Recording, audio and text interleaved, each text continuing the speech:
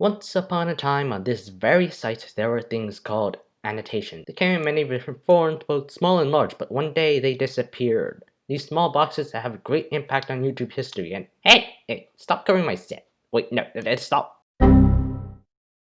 First made public on June 4, 2008, annotations had a bright future ahead of them. Spoiler alert, that doesn't happen. They were relatively easy to use. Just go to YouTube Studio, click Edit Video, and push the button labeled Annotations. Initially, you'd be greeted with several options. The most important ones were Note, which made a text box, Speech Bubble, which made a text box with a triangle, and Spotlight, which was a text box with invisible text unless you hovered over it. The first recorded use is one of YouTube's test videos. It involved an interactive shell game. The shell game was pretty simple. 3 options, each one leading to a different video. Each of the options lead to level 2, which in an act of uncanny foreshadowing covered the entire screen with an annotation. I am sure that nobody is going to abuse this feature later on. Anyways, every option from level 2 led to... So what did people use with this new powerful feature? Would you like to hear the good uses or the bad uses first? Oh right, you can't tell me. If only there was a way to make the video interactive. The most central idea to annotations was interactivity. The audience could interact with the video. One quick use was the linking of related videos. By using the Spotlight feature, placing it over a picture of your video, and then linking to that video, you essentially made a cool moving thumbnail that you can click for more content. Nice. These were usually placed at the end of the video, which greatly helped with binge watching. People usually linked a decent amount of videos or your epic rap battles every single video you made. You could also use the Spotlight feature to create buttons, which again link to other videos. Some use this to create footnotes that would explain asterisk stuff. The videos that these would link to were unlisted ones that you could only access by clicking on the annotation. Oh, I'm sure that'll age well. You could also use annotations as, well, actual annotations. By using the 2 text-based annotations, one could do a variety of actions. Whether this be rectifying a mistake in the video, converting to freedom units, joke explanations, or providing director's commentary, the text possibilities were quite varied. Annotations could also be used to provide crucial links such as social media pages or MP3 download links. With such a feature, you'll end up having some more creative uses as well, both good and bad. As mentioned before, choose your own adventures were one option. You could have your standard adventure with choice at the end of each video, or one could even make an entire game out of a series of videos, or if you're near CCR, got a music video. Annotation art, like this game of Tetris, wasn't unheard of, although now it just looks like a blank yellow screen. It would be impossible to go over every single use of annotations, but these are just the most significant. Although there is one last use I'd like to mention, and that is pure chaos. On February 20th, 2009, several months after the launch of annotations, YouTube launched collaborative annotations, which sound exactly what you think it is. Inspired by a system on a search and other side, you could create and remove your own annotations, although the host has admin powers. Now, this went as well as you think it did. Some videos were created with the sole purpose of spanning random annotations to the ends of the earth. The random annotation video that likely has the most views is this video with the insanely catchy Udaloid song Fukureta. I think this is the most monetizable scene in the entire video. Fun fact, the version of this that preserved the annotations is actually the 6th-ish result when you search YouTube annotations. Now, collaborative annotations were all mindless spam, even if they neared it. Some sought to create collaborative art, and channels like the Annotated series uploaded animated series and put them at the mercy of public annotation. But as you might expect, this feature got disabled a year later. Now, at the same time when collaborative annotations came out, YouTube also announced an option to turn off annotations in the settings. This time they said it was because people wanted to be old school, but it would be used for a very different reason. Because people were annoyed. Alright, now that we talked about the good stuff, let's talk about the bad. By 2010, there were 100 million annotations, and most of them were pretty bad. Annotations were advertised as things with endless possibilities, and that was precisely what made them horrible. Everyone could use annotations, and pretty much everyone did use annotations. Although we don't have any specific data, annotations were very widespread. Websites and YouTube itself created specific guidelines on how to use annotations correctly, but not many people actually followed these guidelines and created the phenomenon of annotation spam. Many annotations quickly violated the first commandment of annotations: don't cover the footage. Many channels would cover the entire video with useless annotations, including but not limited to advertisement annotations, telling the video to subscribe, and like random links for other videos that viewers really don't care about, or irrelevant messages like ha ha ha, that's so funny, ha ha ha. Random messages which made no sense also appeared, and some of these messages were associated with the weird side of YouTube, and the most relevant comparison would be pop-ups, which, like annotations, are blocked by most people by default. The issue with annotations is that to remove them manually, one had to click a small X at the corner of the screen. Not exactly a large hitbox, and when there are tons of annotations, one might as well just give up.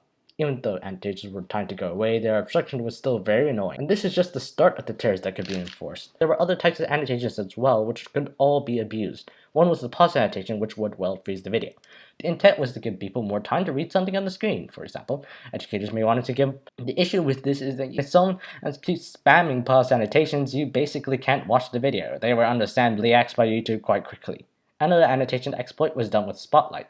The text in the spotlight is invisible until you hovered over it, so it's good for not covering stuff up part, but it could be any size. So you can make a spotlight cover the entire video, and when a poor soul tries to click the video to pause it, they'd be teleported to wherever you like. And these annotations could be on any content, including content for kids. As a result of all this chaos, what can only be assumed to be a majority of users hated annotations. People often turned off annotations using the settings, and if they didn't, they would close them on site. In fact, the average person would close 12 annotations before actually clicking one. Of course, when you have something people hate, especially on YouTube, there will be videos about it. And of course, those videos use annotations to prove their point. They do so quite well, but now they just look insane. YouTube annotations kept on getting bigger and bigger. While our knowledge on who used it doesn't really go beyond everyone and all, there is one statistic that we do know, and that is platform. Annotations were introduced in 2008, a time before the complete takeover of smartphones. Desktops were still used for internet access, but that wouldn't last very long, and YouTube's viewership quickly shifted into mobile. And on mobile, annotations were the thing, since the system just didn't work on mobile. Annotations became less effective as time went on because the percentage of people who could actually view the annotations was growing smaller and smaller. Eventually, 60% of YouTube's total watch time was on mobile, less and less people wanted to use annotations because why spend that effort if most of your audience isn't going to see them? Now, annotations still had uses, correcting mistakes was still something you should probably do even less people see it, but critical uses became less popular, and then came what could be regarded as the killing blow and the beginning of the end of annotation.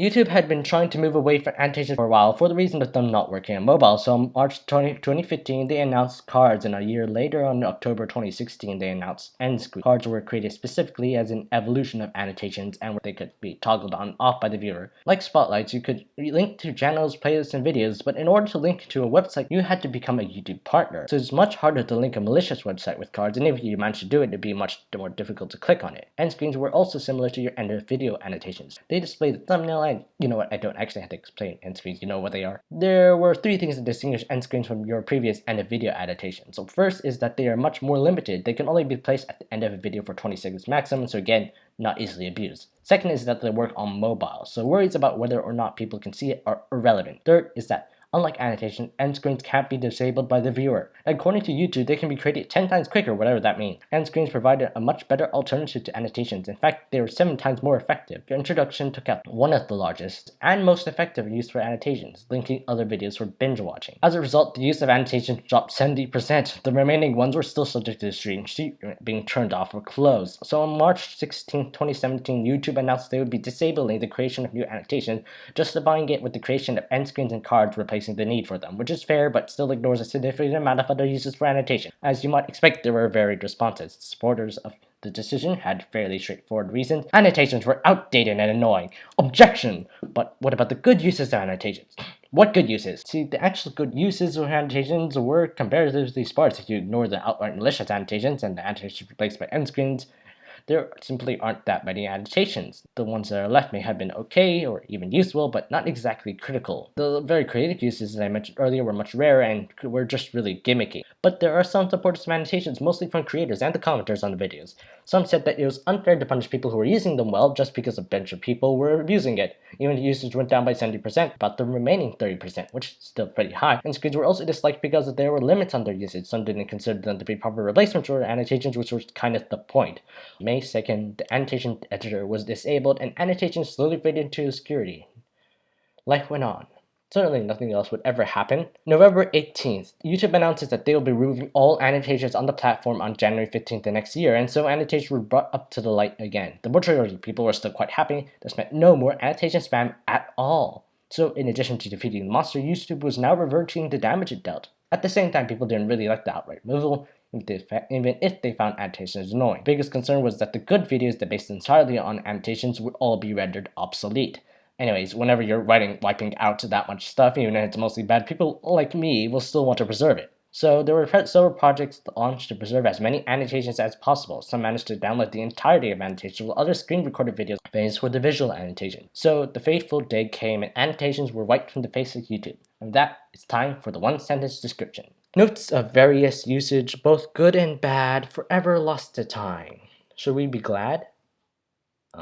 The discussion of annotations isn't just about annotations, it's really a larger discussion on the balance between freedom and order. How much freedom are we willing to give, and how much freedom is too much? In the case of annotations, they lead too much on the freedom side of things. But removing them entirely could be said to be too much on the order side. It may be too restrictive. Regardless of whether this was a good decision or not, people still adapted. Choose your own adventures were still possible, one just had to place links to other videos in the description, or use time steps instead. Corrections could still be done in the comments, footnotes had to be unhidden so they would show up next to the video, and end screens of course continued to be used. And for everything else, to record more intricate use of annotations, well, it was the end for them. So what now? Well, annotations haven't undergone a full redemption arc. Take Dreamscape or just the entire 009 sound system, that old YouTube tutorial song. Back in old YouTube, people didn't actually like it because it was used so much, but now at least some people actually like it due to a combination of nostalgia and the songs being actually good. Annotations, on the other hand, haven't had that same reviving experience. Now, in the comment sections of famous annotation videos, there are people who say that they miss annotations, but then again, those famous annotation videos are the few good users of annotations and not the many bad ones. Many others are quite willing to point out. They say that a mostly bad system should be judged by what it mostly consists of. Annotations were probably one of YouTube's most well-known deletions, or whatever YouTube deletes something, most recently being community captions. So many recall the time when annotations were killed. Annotations had gone down in history not just because of their life, but for their death. And for better or for worse, they are gone forevermore. Unless you download like Chrome extension or something.